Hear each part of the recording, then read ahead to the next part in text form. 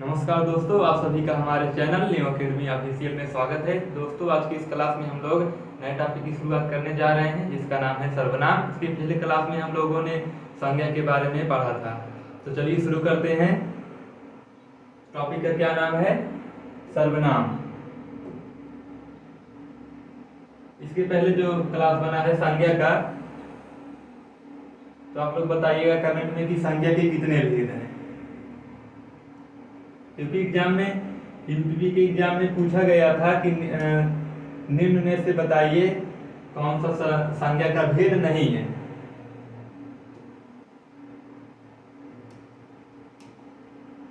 चलिए शुरू करते हैं। टॉपिक का क्या नाम है? सर्वनाम।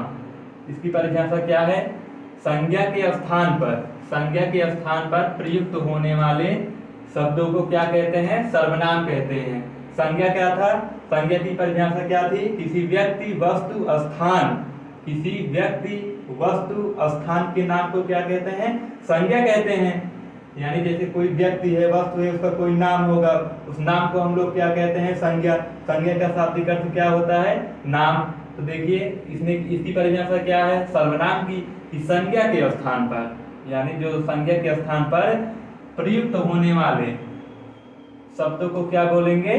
सर्वनाम बोलेंगे। जैसे एग्जाम्पल देखिए, जैसे हम, तुम, वे, आप आदि। तो हिंदी में सर्वनाम की संख्या कितनी होती है? 11। कौन कौन से? देखिए, मैं, तू, आप, यह, वह, जो, सो, कौन, क्या, कोई, कुछ, ये सब क्या है? हिंदी में सर्वनाम की संख्या है। देखिए कितना हो गया? 1 2 3 4 5 6 7 8 9 10 11। तो आप लोग इसको ध्यान दीजिएगा, हिंदी में सर्वनाम की संख्या कितनी है? हिंदी में सर्वनाम शब्दों की संख्या, हिंदी में सर्वनाम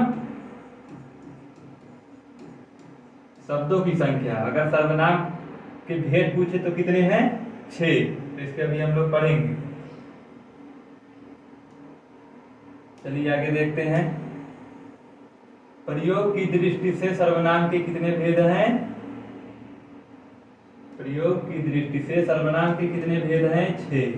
कौन कौन से? देखिए, पुरुषवाचक, निश्चयवाचक, अनिश्चयवाचक, संबंधवाचक, प्रश्नवाचक और निजवाचक। यूपीपी के एग्जाम में पूछा गया था कि बताइए निम्न में से कौन सा सर्वनाम का भेद नहीं है। उसी में आपको इसी में दे दिया गया था व्यक्तिवाचक और जातिवाचक दे दिया गया था। तो सर्वनाम के संज्ञा के कितने भेद होते हैं? 5 भेद। उसमें व्यक्तिवाचक, जातिवाचक, भाववाचक, उसके बाद द्रव्यवाचक, ये सब जो थे क्या थे? संज्ञा के भेद थे। इसी में इसके सर्वनाम के कितने भेद हैं? 6। पुरुषवाचक, निश्चयवाचक, अनिश्चय, संबंध, प्रश्न और निजवाचक। निज का मतलब क्या होता है? अपना। प्रश्न में प्रश्नवाचक जैसे कौन, क्या। संबंध में संबंध बताएगा संज्ञा सर्वनाम का। अनिश्चय में यानी किसी चीज का अनिश्चितता का, और निश्चय में यानी निश्चय का बोध कराएगा, और पुरुष में पुरुषवाचक। चलिए अभी हम लोग परिभाषा के माध्यम से समझते हैं। पुरुषवाचक सर्वनाम देखिए कि इसकी परिभाषा क्या है? पुरुषवाचक सर्वनाम, जो सर्वनाम शब्द वक्ता, जो सर्वनाम शब्द कितने होते हैं? 11। जो सर्वनाम शब्द वक्ता मतलब बोलने वाला, श्रोता मतलब सुनने वाला, अथवा किसी अन्य व्यक्ति। ध्यान दीजिएगा, पुरुषवाचक सर्वनाम की परिभाषा क्या है? जो सर्वनाम शब्द वक्ता, जैसे हम बोल रहे हैं, आप लोग, हम वक्ता हो गए, अब आप लोग क्या कर रहे हैं? सुन रहे हैं, तो आप लोग क्या हो गए? श्रोता। अथवा किसी अन्य व्यक्ति के लिए प्रयोग किया जाता है, उसे क्या कहते हैं? पुरुषवाचक सर्वनाम कहते हैं। अब पुरुषवाचक सर्वनाम की 3 भेद हैं। कौन कौन से हैं? देखिए, एक हो गया उत्तम पुरुष, दूसरा मध्यम पुरुष, और तीसरा उत्तम पुरुष, मध्यम पुरुष, और तीसरा हो गया अन्य पुरुष।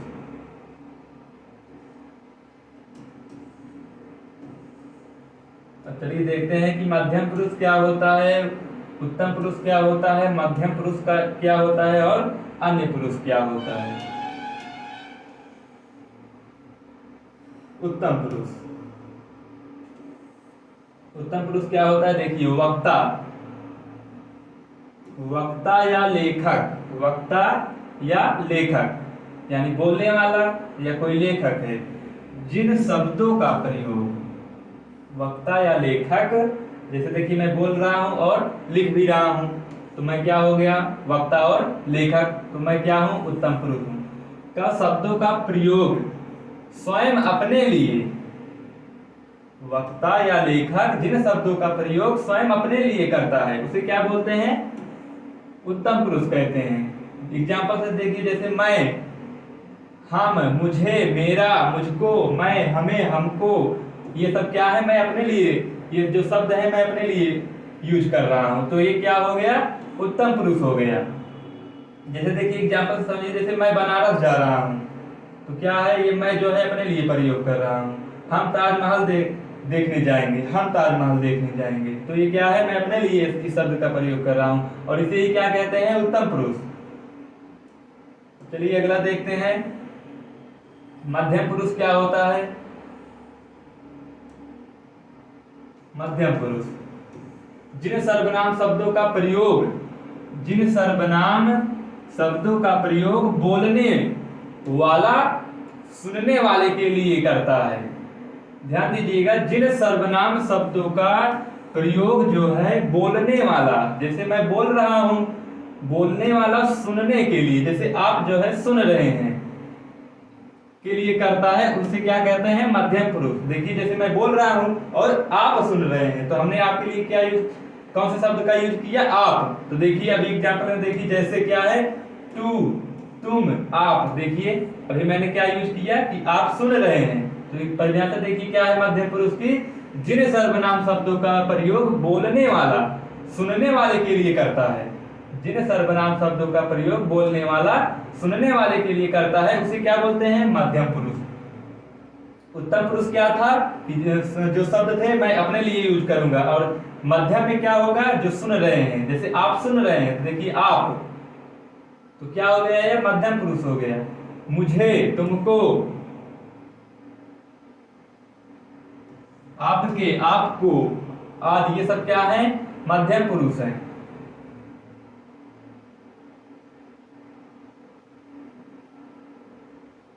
देखिए आप दोस्तों, यहाँ पे देखिए मुझे, यहाँ पे आप लोग देख लीजिए, चेक कर लीजिए कि मुझे जो है उत्तम पुरुष है कि नहीं।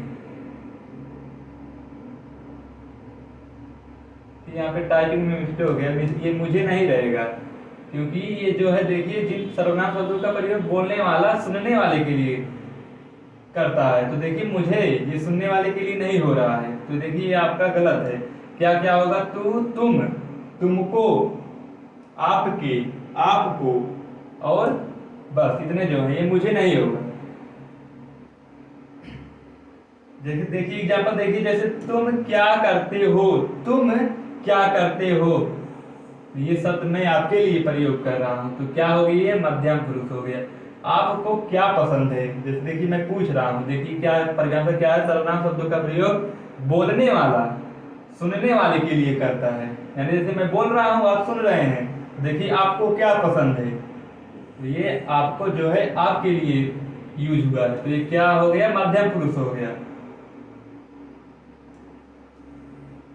अब देखिए अगला क्या है, अन्य पुरुष। इसकी परिभाषा समझिए, अन्य पुरुष क्या होता है, जिन सर्वनाम शब्दों का संबंध, ध्यान दीजिएगा, जिन सर्वनाम शब्दों का संबंध, देखिए यहाँ पे वक्त लिखा गया है, वक्ता रहेगा, वक्ता और श्रोता से ना होकर, जिन सर्वनाम शब्दों का संबंध वक्ता और श्रोता से ना होकर किसी अन्य से हो, उसे क्या बोलते हैं, अन्य पुरुष कहते हैं। उत्तम हो गया, मध्यम हो गया, और तीसरा क्या है, अन्य पुरुष हो गया।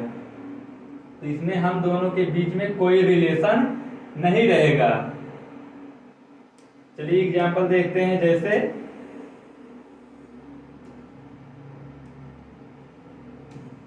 यह, वह, ये, वे, ये सब क्या हैं, अन्य पुरुष के एग्जाम्पल हैं। देखिए जैसे यह क्या कर रहा है, यह क्या कर रहा है, वह क्रिकेट खेल रहा है। ये सब लीजिए यह और वह, आप लोग इसका एग्जाम्पल जो है याद करिएगा। यह वह ये वे आदि, ये सब क्या है, अन्य पुरुष के एग्जाम्पल हैं।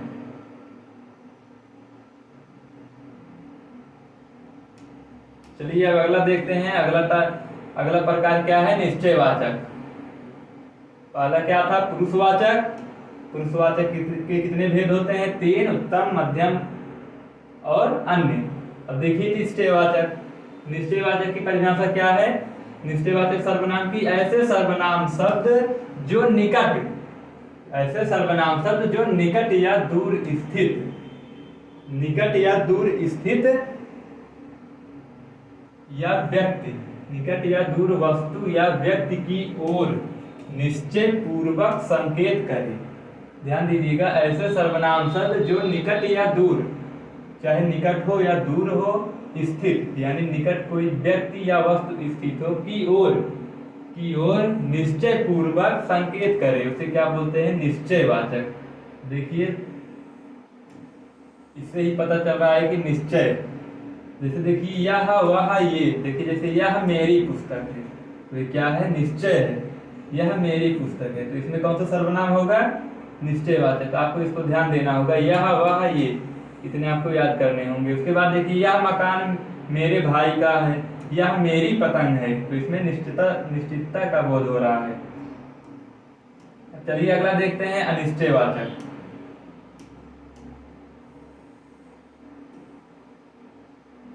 अनिश्चयवाचक सर्वनाम देखिए, ऐसे सर्वनाम शब्द जिस, ऐसे सर्वनाम शब्द जिस किसी, ऐसे सर्वनाम शब्द जो किसी व्यक्ति, यहाँ पे देखिए जो रहेगा, ऐसे सर्वनाम शब्द जो किसी निश्चित व्यक्ति या वस्तु का बोध नहीं होता। उसमें निश्चय में क्या था, निश्चितता का बोध होता है, यानी जैसे यह मेरी पतंग है, ये निश्चय है, लेकिन इसमें देखिए क्या है, निश्चित व्यक्ति या वस्तु का बोध नहीं होता है, उसे क्या बोलते हैं, अनिश्चयवाचक। इसमें देखिए जैसे कोई कुछ, कोई आपसे मिलने आया है, कोई आपसे मिलने आया है, निश्चय थोड़ी ना है, इसमें अनिश्चय है। जैसे अगर पता होता कि कौन मिलने आया है तो क्या होता, वो निश्चय हो जाता, तो इसमें देखिए क्या है, अनिश्चय है, यानी कोई आपसे मिलने आया है, तो क्या हो गया है, अनिश्चय हो गया। कोई कुछ, कोई आ रहा है, तो कोई आ रहा है, अनिश्चयवाचक हो गया। अगर पता होता कौन आ रहा है तो वो निश्चयवाचक हो जाता। कुछ खाने को दो, ये क्या है, कुछ खाने को दो, क्या है, अनिश्चयवाचक है। निश्चय नहीं है कि हमको यही चीज दो, अनिश्चय है कि कुछ खाने को दो। अब अगला है संबंधवाचक। संबंधवाचक पर सर्वनाम की परिभाषा देखिए, ऐसे सर्वनाम शब्द जो किसी दूसरे, ऐसे सर्वनाम शब्द जो किसी दूसरे संज्ञा या सर्वनाम से संबंध स्थापित करते हैं। क्या नाम है इसका, सर्वनाम का जो भेद है इसका क्या नाम है, संबंधवाचक। तो संबंधवाचक में क्या होगा, संज्ञा और सर्वनाम का संबंध स्थापित करने के लिए प्रयुक्त किए जाते हैं। जैसे सर्वनाम शब्द जो किसी दूसरे संज्ञा या सर्वनाम से संबंध स्थापित करने के लिए प्रयुक्त किए जाते हैं, उसे क्या बोलते हैं, संबंधवाचक सर्वनाम। चलिए एग्जाम्पल देखते हैं। जैसे देखिए, जो सो, जैसा वैसा, जिसकी उसकी, जैसी वैसी। देखिए जैसे जिसकी लाठी, उसकी भैंस, तो इसमें देखिए क्या है, संबंध स्थापित हो रहा है, यानी देखिए जिसकी लाठी उसकी भैंस। तो देखिए एग्जाम्पल में क्या क्या है, जो सो, जैसा वैसा, जिसकी उसकी, जैसी वैसी। देखिए जिसकी लाठी उसकी भैंस, तो क्या है, इसमें संबंध स्थापित हुआ है। देखिए जैसी करनी वैसी भरनी, तो जैसी वैसी, जैसा करोगे वैसा भरोगे। ये क्या हो गया आपका, संबंधवाचक सर्वनाम। अब अगला है प्रश्नवाचक सर्वनाम। प्रश्नवाचक में क्या होगा, प्रश्न पूछने का काम होगा। देखिए जैसे जो सर्वनाम शब्द संज्ञा के स्थान पर तो आते ही हैं, लेकिन तो वाक्य को प्रश्नवाचक बनाते हैं। प्रश्नवाचक देखिए जैसे क्या, कौन, कैसे, कौन खेल रहा है, तो देखिए इसमें प्रश्न पूछने का काम हो रहा है, यह काम कैसे होगा, यह काम कैसे होगा। देखिए कैसे, कौन, क्या, ये सब जहां आ जाए यहाँ पे कौन सा सर्वनाम होगा, प्रश्नवाचक सर्वनाम। अब अगला है निजवाचक। निज का मतलब होता है अपना, अपना, स्वयं। तो निजवाचक सर्वनाम की परिभाषा देखिए, ऐसे सार्वनामिक शब्द जिसका प्रयोग स्वयं यानी अपने लिए हो, स्वयं के लिए हो, वह क्या होता है, निजवाचक। निज का मतलब ये होता है क्या, अपना। देखिए जैसे इसका एग्जांपल देखिए, जैसे आप, अपना, स्वयं, निज, खुद, ये सब किसके एग्जांपल हैं, निजवाचक सर्वनाम के। तो देखिए एग्जांपल देखिए, जैसे मैंने अपना कार्य समाप्त कर लिया। तो देखिए यहाँ पे क्या है, अपना। तो आपको ध्यान देना होगा, ये जितने भी एग्जांपल है आपको याद करना होगा, क्योंकि एग्जाम में ऐसे एग्जाम्पल आपको दिया जाएगा और आपसे पूछ लिया जाएगा कि बताइए इसमें से कौन सा सर्वनाम है।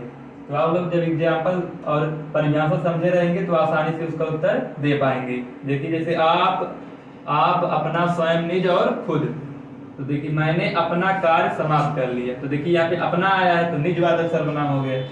मैं अपने आप चला जाऊंगा, देखिए अपने आप चला जाऊंगा यानी खुद से चला जाऊंगा। मैं अपने भाई के साथ रहता हूं, मैं अपने भाई के साथ। तो ये सब क्या है, निजवाचक सर्वनाम है।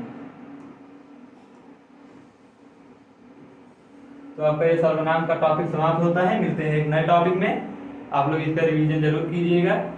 जय हिंद।